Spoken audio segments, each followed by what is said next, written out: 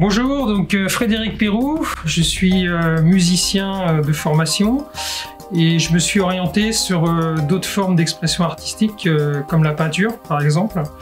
Et j'ai fait différentes choses en musique, donc dans des groupes de musique tout simplement, ou alors aussi au service d'autres formes d'expression artistique comme la danse contemporaine, le théâtre, la composition de musique de films ou de courts-métrages, de documentaires. Voilà, donc enchanté de me présenter aujourd'hui pour ce petit documentaire, voilà, sur mon univers.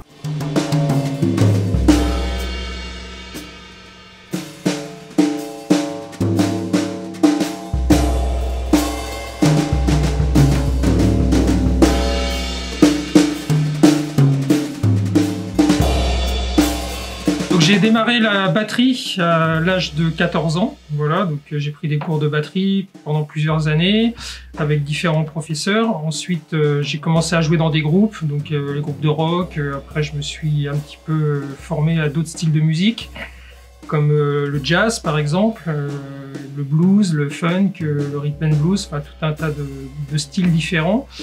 Donc j'ai joué dans plein de groupes pendant 10-15 ans, j'ai fait des stages aussi où je me suis toujours continué à me former. Et ensuite j'ai un petit peu changé mon orientation en découvrant plus les percussions, voilà. Donc percussion africaine, j'ai fait des stages donc à Bamako, un stage à Bamako en Afrique et des stages au Maroc, voilà, avec Ness.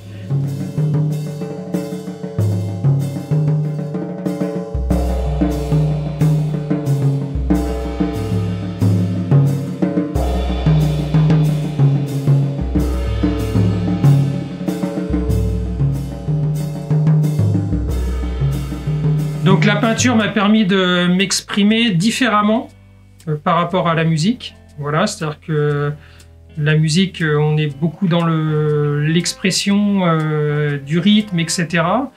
Et la peinture, donc j'ai fait ce lien avec le rythme, mais je sentais qu'il y avait une possibilité de lâcher d'autres émotions en fait.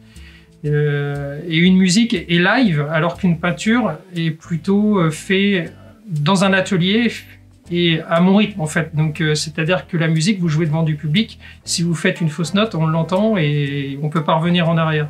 La peinture, s'il y a un mauvais coup de pinceau par exemple, on va pouvoir rattraper le travail. Donc il y a tout le temps une évolution et donc ça permet de lâcher d'autres émotions.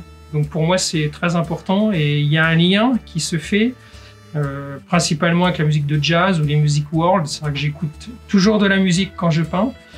Parfois même mes compositions et voilà, ce rythme en fait, je me laisse un petit peu emporter dans ce rythme pour développer sur une toile.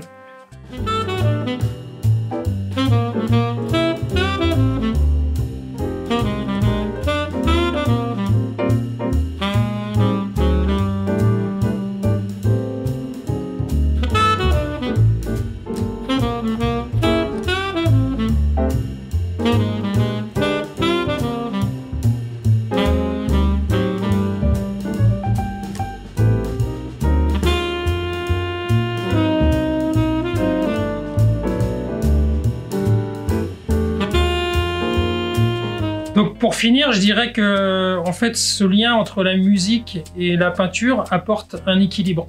Et cet équilibre, je le traduis aussi dans les objets qu'on utilise, que ce soit derrière une batterie. Si par exemple j'utilise des balais, donc je vais balayer la peau de ma caisse claire et je vais retrouver peut-être ce mouvement à certains moments sur la toile où je vais balayer le pinceau sur la toile. Voilà. Après, je voulais aussi parler, pour finir sur la peinture, d'une chose importante, c'est que quand je démarre une toile, je ne sais jamais ce que je vais faire et je ne sais jamais quelle couleur je vais utiliser. Voilà.